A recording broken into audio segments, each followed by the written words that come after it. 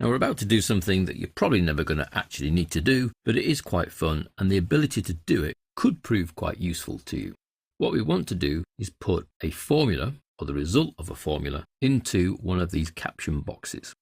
So we have here someone really thinking hard. The computer asks, what is the volume of this sphere? There's our sphere. She says this is so hard, and what we could do is perhaps either let the computer tell her what the result is, or she has a eureka moment and tells us what the result is. So the first step is to actually insert another caption box.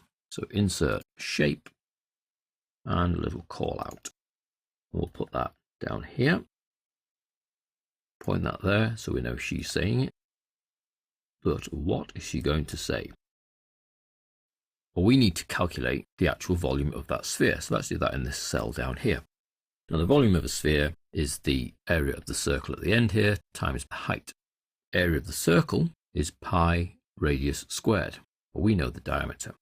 So we need to say equals pi, which is a function within Excel. If you didn't know that, you've just learned another one. So pi, open and close brackets. So that's going to produce the value of pi. We don't need to give it any parameters.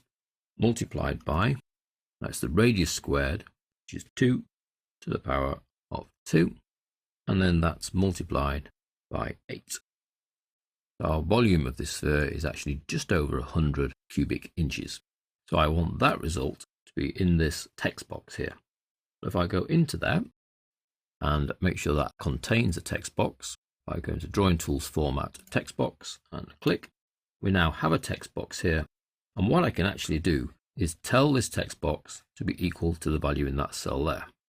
By being in the text box, going up to the formula bar, clicking an equals, nothing happens without an equal sign, and this cell here, and return, and you'll see the value then appears in here. Appears in here with all the decimal places because it's not formatted. So let's go back to here and adjust this, and use the text function around it to display just 2 decimal places. And we see our text box responds. And what you can't do, unfortunately, is put this whole formula into the formula bar within there because it doesn't quite happily work with that for whatever reason. But we can tell it to look at an existing cell, as well as being able to put the result in. Let's put some text in that she might say, Eureka! I now know it is, concatenate the result, and then concatenate after that, cubic inches. Return. And then that appears in our text box. Now we can format the text box just as we can any other text, even though it's been driven by a formula. We don't need it to be so large. Eureka, I now know it is 100.53 cubic inches. Now I can also see that in this formula here, so I will just hide that row. So you can make the results of formulas appear in text boxes, which means you can have them floating around the screen. However, they can only equal another cell. So all the work has to be done on the sheet. So actually physically in your worksheet, I've then hidden that cell and just told this particular text box by going to the formula bar to be equal to the result of D21. I then hide D21 from view, and this result works. And it physically is calculating this. I know now it is 100.53 cubic inches. Because if we were to unhide that,